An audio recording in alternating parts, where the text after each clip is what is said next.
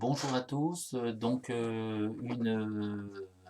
nouvelle petite vidéo donc à l'intention des étudiants de MV2. C'est dans le cadre du cours du jeudi matin d'OM, hein, d'organisation de maintenance, et on va faire un petit travail sur le contrôle technique. Voilà, par mail, je vous ai envoyé une feuille, vous pourrez donc prendre des notes dessus. Et puis, je vous ai joint également un dossier, donc vous aurez un quiz, hein, sur ce dossier à rendre, donc il va falloir le parcourir, hein, il y aura des questions sur ce dossier. Et puis, bon, ben, gardez bien ce dossier avec vous.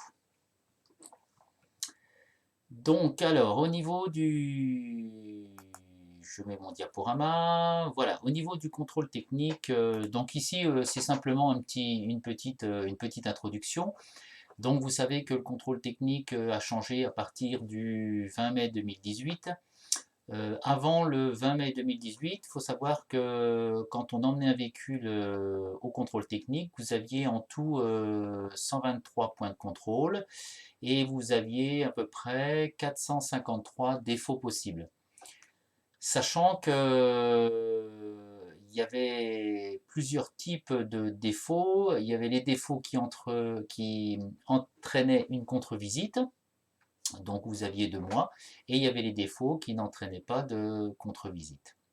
Voilà, à partir du 20 mai 2018, il faut savoir que il y a un tout petit peu plus, guère plus, hein, il y a 131 points de contrôle visuel. Par contre, il y a un nombre de défauts signalables qui passe de 453 à 599. Donc, et d'ailleurs, on ne parle plus de défauts, on parle de défaillance. Alors, au niveau des défaillances, voilà, 3 familles de défaillances. Vous avez la première famille, les défaillances mineures.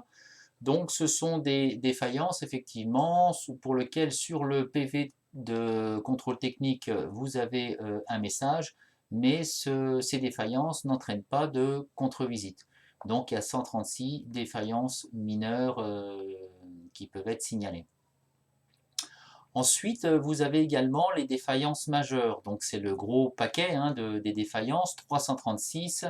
Eh bien, il faut savoir que ces défaillances majeures, quand elles sont signalées sur le PV du contrôle technique, elles entraînent donc une contre-visite et avec obligation de faire la réparation dans les 2 mois. Et puis, vous avez, alors là, c'est celle qu'il faut éviter, effectivement, vous avez ce qu'on appelle les défaillances critiques, donc 127 défaillances critiques signalables. Et dans ce cadre-là, le véhicule, il a donc 24 heures il a le droit de circuler pendant 24 heures. Donc, soit pour regagner votre garage et puis faire la réparation, soit pour regagner un service après-vente et faire la réparation, ou un centre auto. Bref, vous pouvez circuler 24 heures et ensuite, derrière, effectivement, il y a interdiction de circuler. Donc là, vous êtes forcément contraint, si vous voulez réutiliser votre véhicule, de faire les réparations très très rapidement. Alors à l'époque, on verra les chiffres après, hein, potentiellement, il parlait de 3 à 5 véhicules, 3 à 5% des véhicules qui seraient concernés effectivement par les défaillances critiques. Et d'ailleurs, je vous demanderai de faire un travail dessus, hein, vous verrez avec un quiz que bon, je vous avertirai à ce moment-là. Voilà au niveau du contrôle technique. Alors une question qui se pose, c'est ici, vous n'avez pas le droit de circuler avec le véhicule. Par contre, vous l'emmenez dans un garage pour la réparation. Le véhicule est réparé. Vous n'avez normalement pas le droit de circuler avec. Comment faites-vous pour retourner au centre de contrôle technique? Bon, il doit y avoir quelque chose, mais j'ai actuellement pas la solution à vous donner. Alors, quelques chiffres pour l'année 2018-2019. Bon, en 2019, il y a eu donc à peu près un peu plus de 17 millions de véhicules de contrôlés. Et puis, il faut savoir qu'en 2018, il y a eu 19% de contre-visites, hein, par rapport au nombre de véhicules contrôlés. En 2019, on s'attendait à une explosion. Bon, ça a légèrement augmenté. Il y a 21,2% de contre-visites. Donc ça, c'est quelque chose que vous pouvez mettre effectivement sur votre feuille, hein. Vous pouvez compléter ça au niveau du cours, hein, qui vous a été envoyé, au moins les chiffres 2019. Donc 21,2% de contre-visites. Alors dedans sont comprises les contre-visites pour défauts majeurs et défauts critiques, hein. Et puis, alors justement, les défaillances critiques, puisque celles-là, ce sont vraiment celles qui font le plus peur aux gens, hein. En 2018, vous voyez, les chiffres tablaient à peu près sur 2 à 5% de défaillances critiques. Et en fait, en 2018, on a eu moins de 1% de défaillances critiques. Et en 2019, un petit peu plus, on est à 1,2% environ de défaillances critiques, donc de véhicules qui ont une interdiction de circuler. Alors si on fait, je suis en train de faire rapidement l'opération, si on fait même 1%, hein, donc ça nous donne quand même 170 000 véhicules environ qui ont été immobilisés dans les 24 heures, donc avec obligation de réparer derrière. Donc voilà les chiffres. On est quand même loin des 2 à 5%. Alors maintenant, quels sont les motifs, de contre-visite? Alors là, je dis bien contre-visite défaillance majeure ou contre-visite défaillance critique. Donc premier motif qui apparaît en premier, c'est idiot. Vous allez voir que les 3 premiers motifs sont très très bêtes. Premier motif qui apparaît, c'est l'orientation et la conformité des feux de croisement. Donc dedans, il y a tout ce qui est souci de réglage de feu, trop bas, trop haut, et aussi le problème également entre guillemets, des plexiglas, hein, devant, hein, enfin c'est pas des plexiglas, hein, qui sont opacifiés, hein, donc qui sont rayés. Et là, effectivement, c'est une contre-visite, et c'est pas une contre-visite défaillance critique, hein, c'est une contre-visite de mois. Donc ça, c'est le premier motif.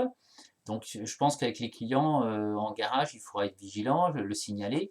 Le deuxième motif, puisque vous savez que depuis le 1er juillet 2019, donc le contrôle des fumées, c'est, on va dire, c'est durci pour les véhicules diesel. Eh bien, il faut savoir que le deuxième motif, après les feux, c'est effectivement l'opacité de fumée pour les véhicules diesel. Donc là, c'est un petit peu plus délicat, hein, on touche à la technologie du diesel. Donc, bon, ensuite, derrière, il faut faire un décrassage. Ça peut être des décrassages à l'hydrogène, ça peut être des additifs dans le carburant, etc., etc. Alors, personnellement, mon Scénic 3 qui a 220 000 km, qui est passé, donc avec le nouveau contrôle technique, est passé largement. J'étais, par rapport au seuil, j'étais, je sais pas, à 30% enfin, au moins la moitié du seuil. Et bon, je me suis arrangé quand même dans les 3-4 derniers mois de mettre du gasoil additivé, hein, donc le gasoil, ce qu'on appelle le gasoil le plus cher, hein, celui qui est à la pompe. Voilà, et puis dernier motif, enfin c'est pas le dernier, c'est le troisième motif de contre-visite, et bien là c'est l'état des pneumatiques, ça veut dire usure anormale, ça veut dire les pneumatiques trop usées, voilà, donc les pneumatiques, troisième motif de contre-visite. Donc là, donc vous voyez que à part la pollution ou bon, c'est délicat, mais déjà, il faut être équipé dans un garage quand on fait un pré-contrôle technique. Les 2 premiers, les feux et les pneumatiques, c'est quelque chose de facilement détectable. Alors, on aura l'occasion de faire, donc vous aurez l'occasion de faire un petit travail sur les défaillances critiques avec un dossier que je vais vous envoyer et donc un quiz qui va être préparé.